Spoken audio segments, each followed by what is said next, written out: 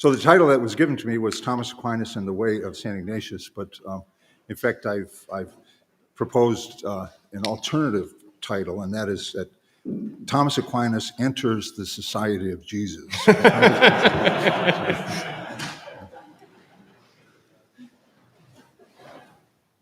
Having been wounded in battle, sorry, let me just...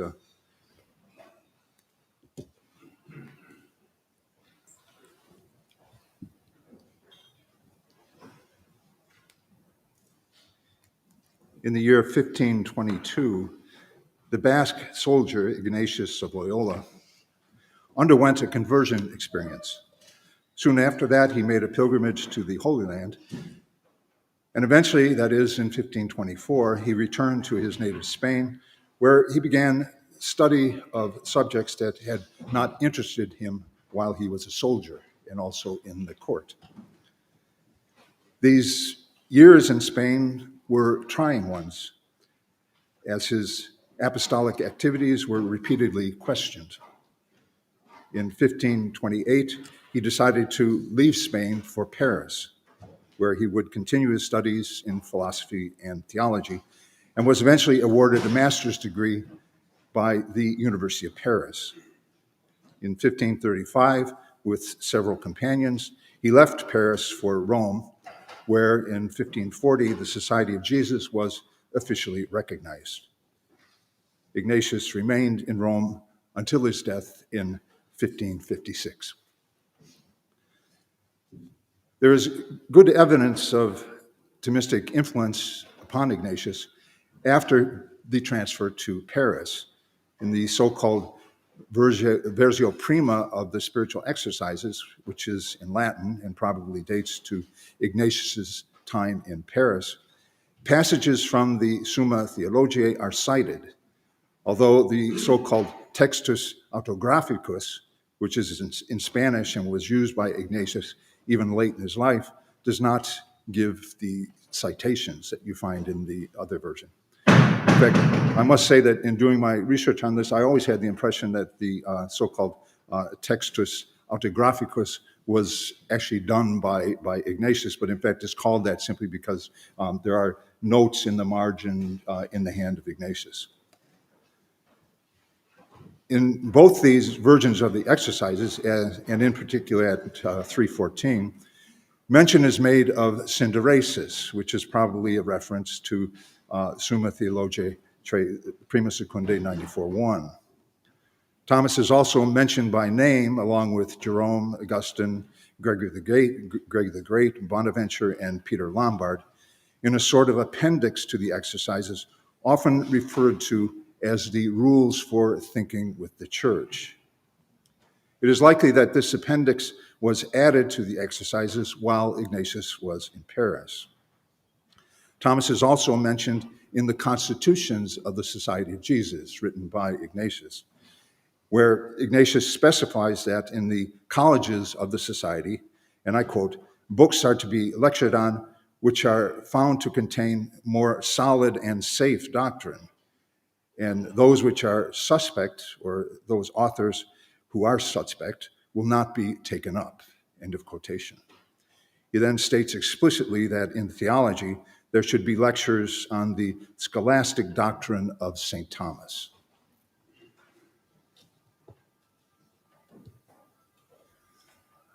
Obviously, however, it was during the years immediately following his conversion that the ideas that found their way into the finalized spiritual exercises first emerged.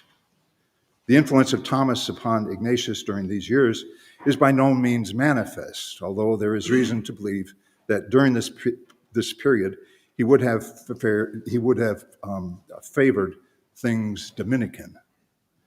While recuperating from the injuries suffered in a battle, or in that battle, Ignatius picked up a volume entitled Fos Sanctorum, edited by the Dominican Jacobus de Voragine, which included sections in praise of Francis of Assisi and of St. Dominic himself. In Ignatius's autobiography, dictated in the years 1553 to 1555, in which Ignatius refers to himself in the third person, we read the following. In the reading of the life of our Lord and of the saints, he thought to himself and reasoned with himself, what if I should do what St. Francis did, or do what St. Dominic did? Thus he considered many things that he found good, always proposing to himself things difficult and burdensome, which, when he proposed them, he regarded as easy to put into practice. But all this discourse consisted in his saying to himself, St. Dominic did this, so I must do it. St. Francis did this, so I must do it. That's the end of the quotation. Obviously, this does not constitute evidence that Ignatius was influenced by Thomas Aquinas, but it does show that, for reasons embedded in his understanding of his own vocation, he was not at all resistant to Dominican and Thomistic influences. Quite the contrary. Following his conversion, Ignatius traveled to Jerusalem, intending to live out his vocation there. Eventually, he realized that God was not calling him to efforts in Jerusalem, and so he returned to Spain. All the while, Ignatius was attracting admirers and even followers as he engaged in spiritual conversation and guidance, employing ideas that found their way eventually into the finished spiritual exercises. These ideas concerned, to a significant extent, the discernment of spirits, which Ignatius had been practicing in his own life. Ever since, while recuperating from his injuries, he had noticed that his own affective reactions to reading stories about knightly valor were quite different from, and ultimately less satisfying than, his reactions to reading about the lives of the saints, including the life of St. Dominic. And in fact, I'll be speaking a good deal of discernment of spirits, and primarily, or at least, also because it's a topic which is much discussed in these days, especially in the interpretation of current doctrine, teachings.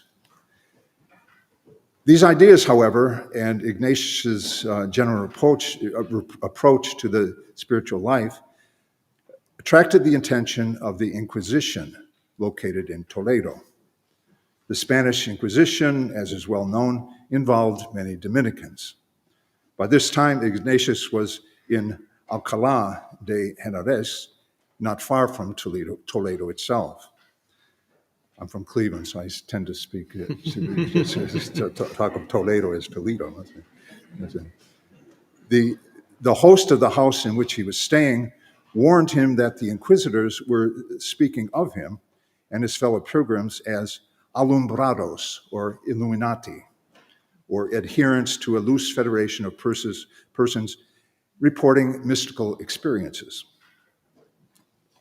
Inquisitors did indeed question Ignatius, and he was kept in rather loose custody until the arrival of their sentence, which exonerated him and his companions, but required that they dress as students, that they not speak on matters of faith for 4 years, during which time they would engage in studies.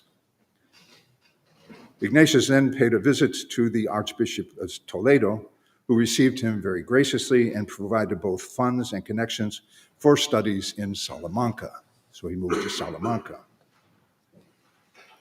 In Salamanca, Ignatius and companions were in close contact with Dominicans.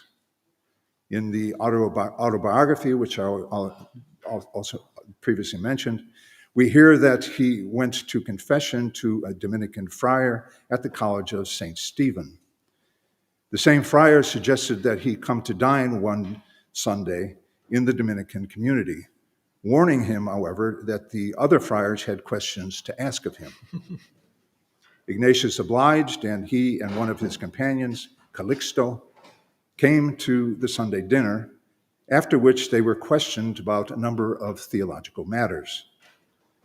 Mentioned was the name of Desiderius Erasmus, whose writings often contained satirical remarks about the abuses in the church, and had roused much suspicion in Salamanca among both Franciscans and Dominicans. One of the problems was that many of the Erasmians downplayed the importance of the sacraments. Ignatius and Calixto remained in the community for 3 days, during which time the room in which they were lodged, and I quote, was almost always full of friars who came to speak with them. And I continue the quotation. The pilgrim, that is Ignatius, spoke with them as he was accustomed to do, and there arose among the friars a division, many of the friars showing affection for them, that is for Calixto and Ignatius. At the conclusion of the 3 days, Ignatius, Calixto, and 2 other companions were imprisoned, during which time Ignatius was interrogated about matters theological. After 22 days, the companions were called to hear their sentence read. No error had been found in either their way of life or their doctrine. And I quote, "Thus they could do what they had been doing previously, teaching doctrine and speaking about divine things, with this one stipulation, that until they had spent 4 years in further studies, they never define that this is a mortal sin and this a venial sin." Apparently that was part of the conversation. End of quotation. At this point, Ignatius decided not to stay in Salamanca, but go to Paris to further his studies, including the study of Thomas Aquinas. The repeated confrontations during this period with individuals and entities, many of them Dominican, that is, Dominicans interested in defending sound doctrine, had their effect on the spiritual exercises. In the already mentioned rules for thinking with the church, Ignatius sets out a number of rules that no doubt correspond to the reassurances he gave to his interrogators.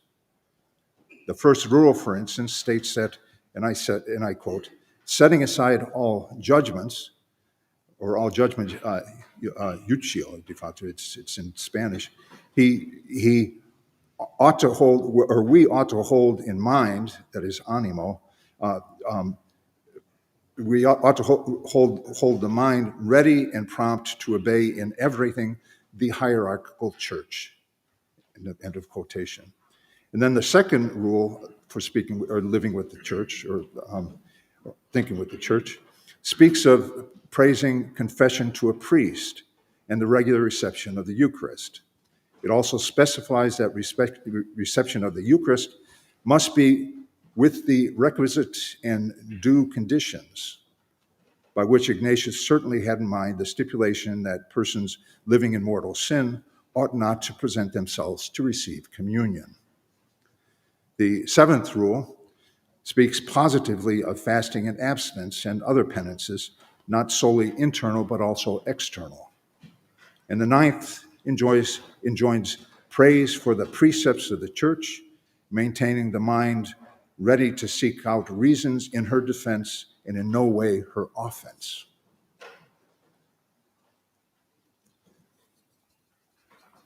Juan Alfonso de Polanco, a close collaborator of Ignatius, in his so-called directory for those giving these spiritual exercises, explains that the rules for thinking with the church, and I quote, "deservedly commend those things that the heretics of these times attack or condemn."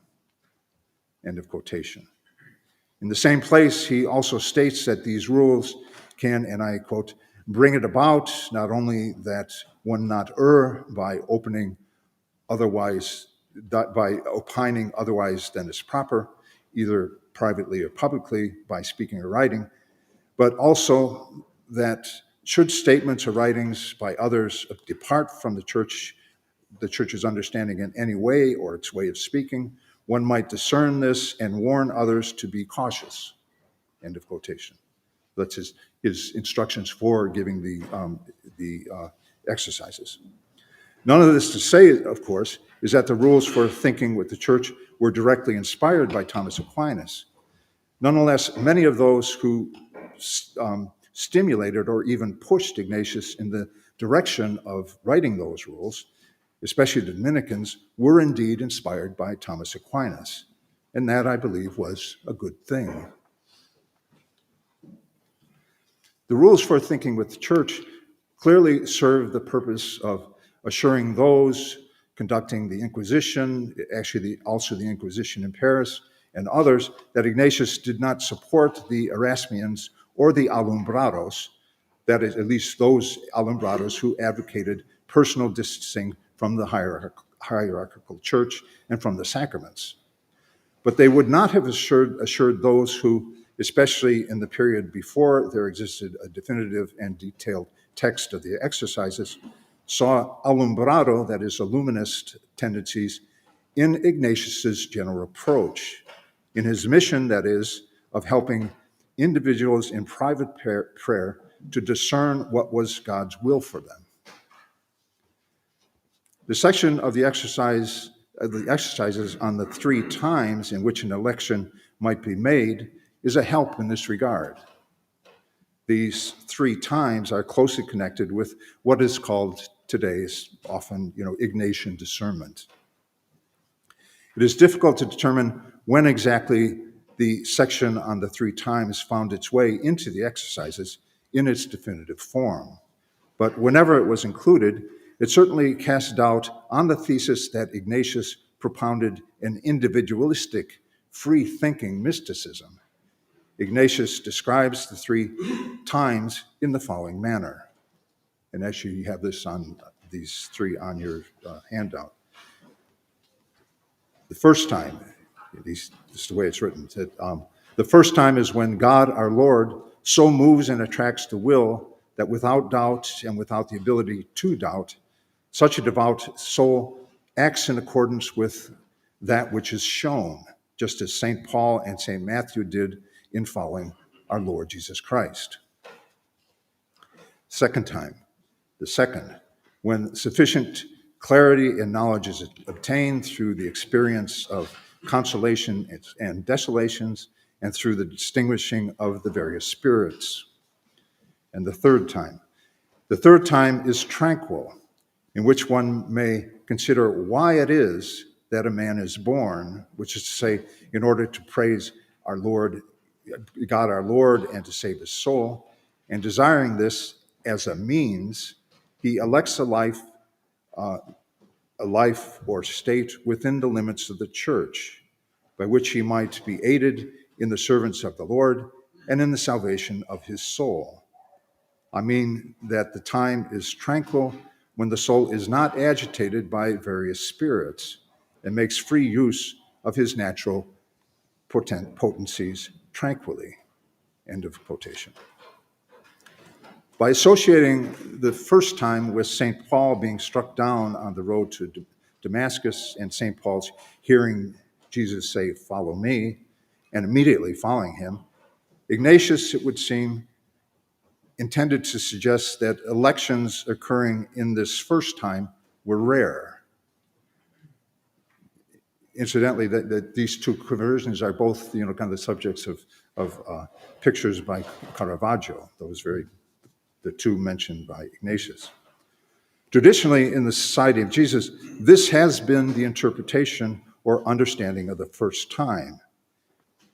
If to be an alumbrado is to regard such mystical experiences as common, Ignatius was no alumbrado. I might mention that in my interpretation, my reading of the exercises, I very often depend on a Jesuit who was a member of my own province, and I knew when I was in novitiate, Jules Toner has a couple of very fine books on the exercises. But come back to the various times. Even the second time, however, although it speaks of distinguishing the various spirits, is not without a grounding in the concrete context of the life of the exercitant, which context includes the progress that he or she may or may not have already made in living the moral life. It is true that Ignatius speaks in the exercises of consolation without previous cause, that is, sin causa praecedente, which consolation can only be given by God. But there's no reason to maintain that the second time always, or even frequently, involves consolation without previous cause.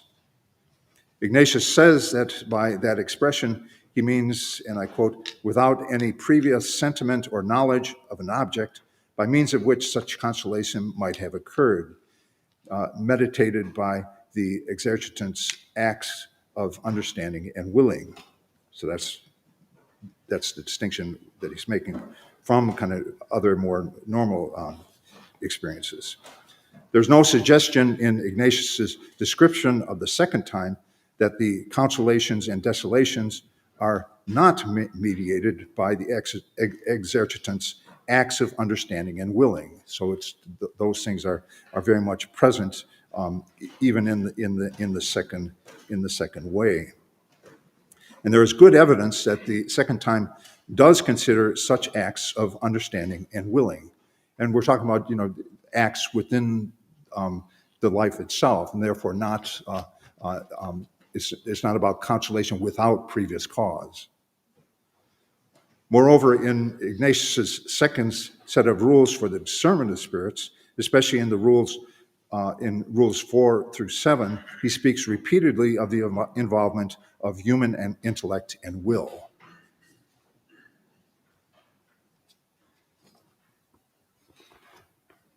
An overemphasis on consolation without previous cause would indeed have evoked accusations of alumbrado tendencies, for that would suggest that the experience and results of the spiritual exercises are above external rational critique. But Ignatius does not engage in any such overemphasis. One contemporary theologian, however, who does so engage is Karl Rahner. Rahner maintains in an essay that consolation without previous cause is the first principle of all discernment of spirits. This is consonant with his own Heidegger-inspired theory of the supernatural existential. Regarding the consolation without previous cause, he says in that essay, and I quote, "It is there as a condition of average act's possibility, as an anticipatory reaching out, as merely a light illuminating a conceptual object, not as a conceptual object itself. It is not the object of a concept, not a content of consciousness that can be named or delimited." End of quotation.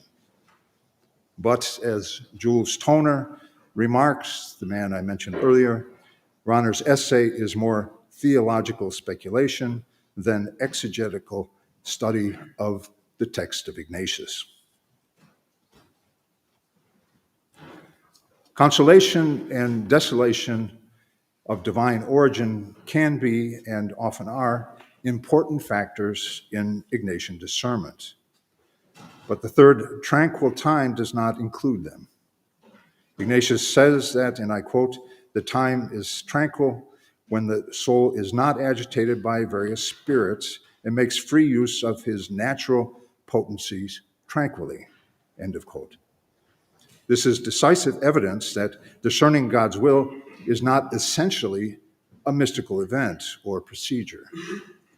Indeed, the language that Ignatius uses in his description of the third time is pedestrianally Aristotelian in character. Ignatius speaks, that is, of means, that is, the election of a particular life or state within the limits of the church, by which an exercitant might make progress towards the end of service to our Lord and salvation of his own soul. The French Jesuit Henri Pinard de la Boulay, writing well before Rahner, indicates multiple places in the exercises where Ignatius speaks similarly of means and ends which you would find or pay attention to in examining one's own life. To conclude then, There is solid evidence of the positive influence of Thomistic thought upon Ignatius of Loyola once he had arrived in Rome. It is also very clear that Ignatius was exposed to Thomas's writings while before that studying in Paris. This, again, positive influence is reflected in our earliest surviving written version of the spiritual exercises, which dates from the time in Paris. Considerably less manifest is any evidence regarding Ignatius's attitude towards Thomistic thought during the years prior to his transfer to Paris. And yet those years are probably more important, given present concerns, for it was in those years that the exercises were born, both in Ignatius's heart and in his contact with others who did the exercises under his direction. In this brief talk, I have presented, I believe, somewhat reliable evidence that during this period, Ignatius was by no means inimical to Thomistic thought. His contact, often under interrogation with Dominicans, ultimately satisfied the latter, and that was no small feat. His interrogators would have seen in particular that Ignatius was no alumbrado, and that his method of making vocational choices, that is, Ignatian discernment, involved very prominently the use of human reason in determining what choices would be in accordance with life within the Catholic Church, and so in accordance with God's will. Thank you.